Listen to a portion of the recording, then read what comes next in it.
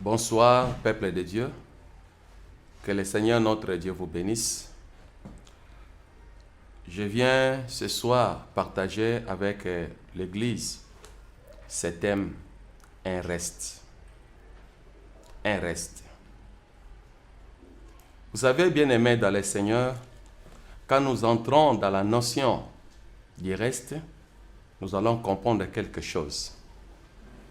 Même dans la loi mosaïque, si nous lisons, la Bible dit, quand vous allez cultiver vos champs, quand vous allez moissonner, vous allez prendre les fruits de votre champ, mais les fruits qui tombent ou la semence qui tombe par terre, vous ne la prendrez pas, vous les laisserez. Pourquoi on laissait les fruits qui tombaient par terre? Dieu dit, puisqu'il y aura des étrangers qui n'ont pas cultivé, qui peuvent passer un jour et ils trouveront la semence et ils mangeront, puisqu'ils n'ont pas cultivé. Un reste. Frères dans le Seigneur, rapidement nous entrons dans la Bible pour comprendre la pensée de Dieu, ce que Dieu veut, que nous puissions comprendre à ce sujet. Nous lisons le livre de Job, chapitre 1er, à partir du verset 15 et on descend. Écoutez ce que dit la parole de Dieu. Job, chapitre 1er, à partir du verset 15. La Bible dit, « Des Sabéens se sont jetés dessus, les ont enlevés et ont passé les serviteurs au fil de l'épée, et je me suis échappé moi seul pour t'emporter la nouvelle. » Il parlait encore lorsque notre vin est dit, « Le feu de Dieu est tombé du ciel, a embrassé les brebis et les serviteurs et les a consumés, et je me suis échappé moi seul pour t'emporter la nouvelle. » Il parlait encore lorsque autre vin et dit, « Des Chaldéens formés en 3 bandes se sont jetés sur les chameaux, les ont enlevés et ont passé les serviteurs au fil de l'épée, et je me suis échappé moi seul pour t'emporter la nouvelle. » Il parlait encore lorsque notre vin est dit, « Tes fils et tes filles mangeaient et buvaient du vin dans la maison de leurs frères aînés. Et voici un grand vent est venu de l'autre côté du désert et a frappé contre les 4 coins de la maison. Elle s'est écroulée sur les jeunes gens et ils sont morts. Et je me suis échappé moi seul pour t'emporter la nouvelle. » Alléluia. Bien-aimés dans le Seigneur, nous parlons d'un reste. Un reste. Dieu qui a créé le ciel, Dieu qui a fait l'homme, Dieu qui a fait toutes les créatures, visibles comme invisibles, Dieu a toujours réservé un reste. Ici, nous lisons l'histoire de Job. Job fut un homme béni dans son époque, un homme considéré, un homme respecté. Dieu l'a comblé de biens et de richesses. Dieu l'a donné des enfants et des filles. La Bible dit, un bon jour, il arriva. Pendant que Dieu était en compromis avec Satan, Job innocent ne savait rien. Il ne savait rien. Mais quelque part, il y avait des réunions qui se passaient à sa défaveur.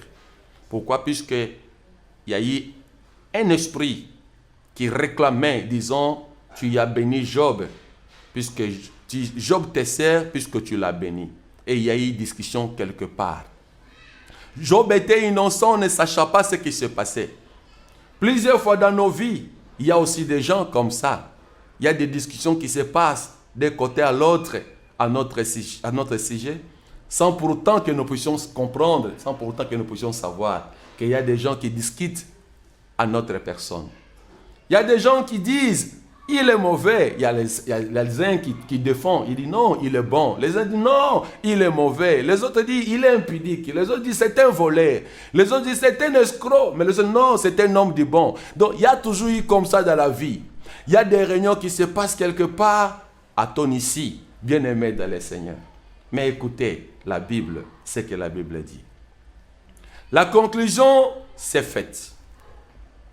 Alors, la chose devait être mise en marche.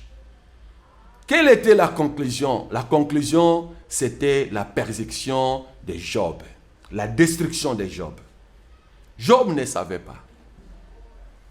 Il fit un patron, un entrepreneur. Il avait ses travailleurs, il avait ses activités. Comme il était dans sa maison, la Bible dit, Job va recevoir un fouillard, un reste. Quelqu'un vient à courant, il dit Job. Job dit quoi? Qu'est-ce qui arrive?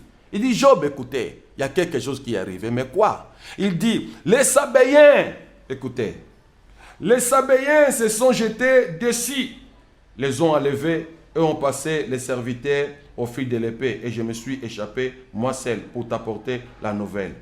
Mais les Sabéens ont fait quoi? Les Sabéens ont pris tous les bœufs de Job, tous les brebis de Job. Et ils ont tué tous les serviteurs. Pendant qu'ils tuaient les gens, pour qu'il n'y ait pas fuite, pour qu'il n'y ait pas l'identification de leurs crimes, bien-aimés dans le Seigneur, Dieu avait épargné quelqu'un. Oh, laisse bien-aimé dans le Seigneur, toi qui es en train de me suivre. Quand le monde sera détruit, que le Seigneur te fasse grâce, que tu sois épargné. Écoutez, chers frères dans le Seigneur, les Sabéens étaient les destructeurs de la richesse de Job.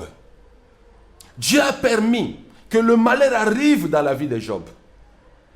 Ils ont enlevé les brebis, ils ont enlevé le bœuf, ils ont tué les serviteurs innocents, frères dans le Seigneur. Mais parmi ces serviteurs-là qu'on tuait, il y avait un qui était dans le programme de Dieu. Un reste. Il est venu et il a amené le message à Job. Il dit, Job, tu n'as plus encore de brebis. On a tué les serviteurs.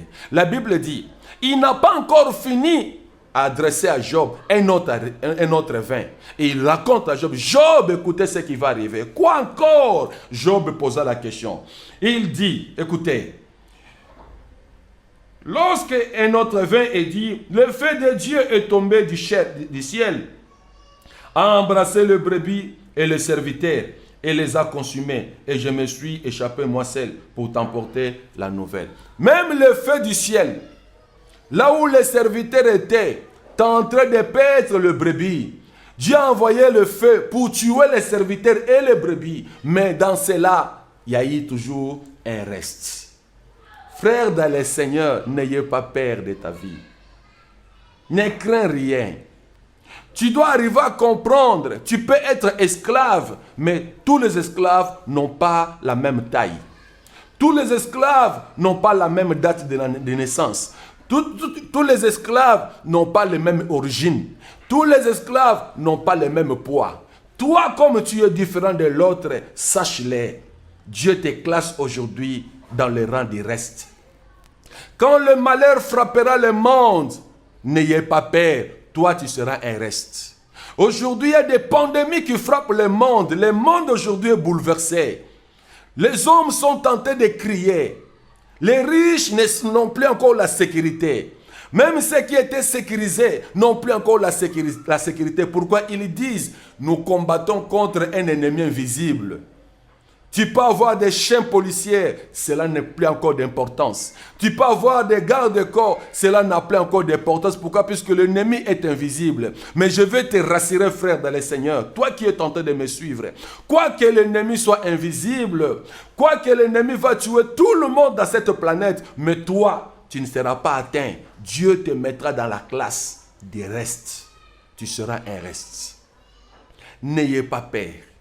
Même si tu es atteint de la maladie, que le médecin ont dit c'est la maladie incurable, sache-le, chers frères dans le Seigneur. Si cette maladie-là tue les gens, mais sache, toute la maladie a tué les gens, mais il y a des gens qui n'ont jamais été morts par cette maladie-là. Même les cancers ne laissent personne en vie, mais je te dis, il y a ceux-là qui ont été guéris par le cancer. Même les HIV, les sida, on dit qu'il n'y a pas le médicament pour le sida. Mais je te dis, tu y es les restes. Tout peut arriver dans ta vie, mais sache, place-toi dans la classe des restes.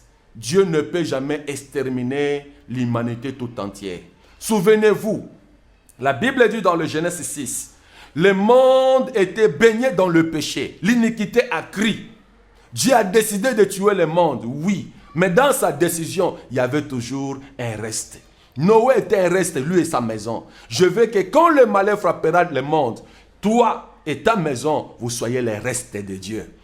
C'est vous qui raconterez l'histoire à la génération montante qui viendra. Écoutez, bien-aimés dans le Seigneur, la Bible dit, même quand tout Israël s'est livré à l'idolâtrie pour adorer Baal, et Élie disait, je suis resté moi seul qui te sert. Dieu dit, oh Élie, ne t'en fais pas, j'ai des restes. J'ai encore 7000 que j'ai réservés, qui n'ont jamais fléchi les genoux devant Baal. Il y a toujours eu un reste. Il y a toujours eu un reste. Si tous les prostituées du monde ne peuvent pas connaître Dieu, ils doivent mourir dans leur prostitution. Écoutez, il y a une prostituée. Il était réputé, mais la Bible dit, aujourd'hui, elle est devenue ancêtre de Jésus. Rahab, la prostituée. Aujourd'hui, ancêtre de Jésus. Elle fut païenne, mais puisque Dieu l'a fait un reste en Jéricho, lui et sa maison étaient sauvés. La colère de Dieu peut s'élever dans l'humanité, frère dans le Seigneur. Dieu ne tuera pas tout le monde, Dieu va toujours laisser un reste. Je veux que tu sois parmi les restes, que Dieu fera grâce. La Bible me révèle, chers frères dans le Seigneur, écoutez ce que dit la Bible. Même au temps des enfants d'Israël, Dieu a tué tous ceux qui étaient sortis de l'Égypte pour ne pas entrer à Canaan. Mais dans tout cela, il y a eu toujours un reste. Josué et Caleb furent les restes de ceux qui sont sortis de l'Égypte.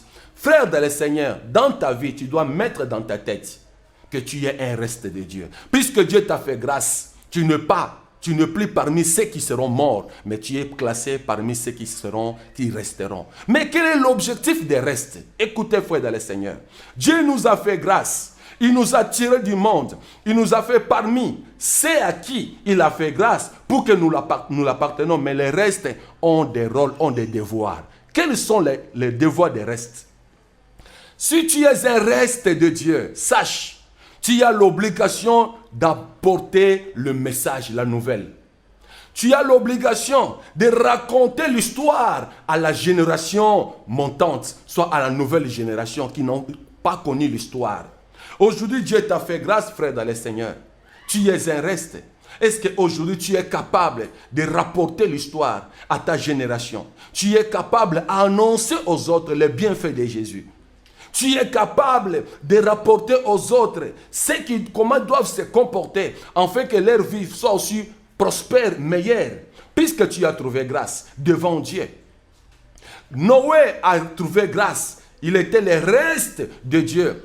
C'est par Noé que Noé devait annoncer à ses enfants qu'il existe un Dieu véritable, bien-aimé dans le Seigneur. Mais malheureusement, voici cette génération comment s'est plongée dans la perversité totale de l'humanité. Écoutez, frères dans le Seigneur, notre bien-aimé, les restes, un reste.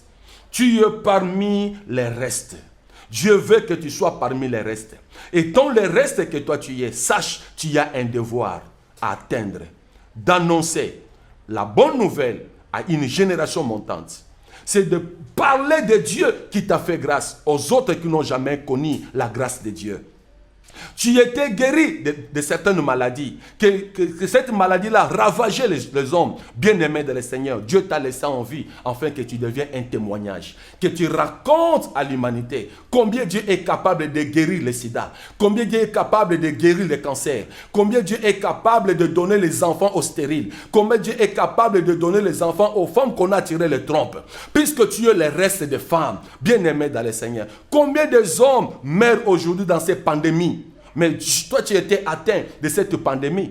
Mais Dieu t'a guéri. Tu n'es pas mort. Dieu t'a laissé, tu es un reste. Mais c'est maintenant ton temps de témoigner la grandeur de Dieu. C'est maintenant ton temps de témoigner le merveille de Dieu. Dire aux autres que Dieu est capable de guérir. Car devant lui, l'impossibilité n'existe pas. Dans le dictionnaire de Dieu, il n'existe pas l'impossible. Raison pour laquelle Dieu t'a guéri dans cette maladie-là. Afin que tu deviennes un témoignage pour les autres. Ne cache pas les bienfaits de Dieu. David dit, je ne mourrai pas, je raconterai le bienfait de l'Éternel. Bien-aimé, Dieu t'a fait du bien, Dieu t'a béni. Mais témoigne cela aux autres. Dis-les, les autres mourraient, mais le Seigneur m'a fait grâce. Je suis vivant, je suis le reste. Église de Dieu, tu es un reste de Dieu. Ma soeur, tu es un reste de Dieu. N'ayez pas peur. Cette maladie qui te touche là ne t'amènera pas à la mort. Mais toi, tu seras un reste. Et tu deviendras un témoignage pour Dieu. Tu diras, oui, la fièvre jaune tue les hommes. Mais moi, la fièvre jaune ne m'a pas tué. Dieu m'a gardé parmi les restes. Soyez bénis de Dieu. Je veux que tu puisses saisir ce message et que tu puisses avoir l'espérance de la puissance de Dieu. Regardez combien Dieu est capable de te guérir. Combien Dieu est capable de te sauver. Quand même la colère de Dieu s'élèvera, sache, la colère de Dieu ne tue pas tout le monde.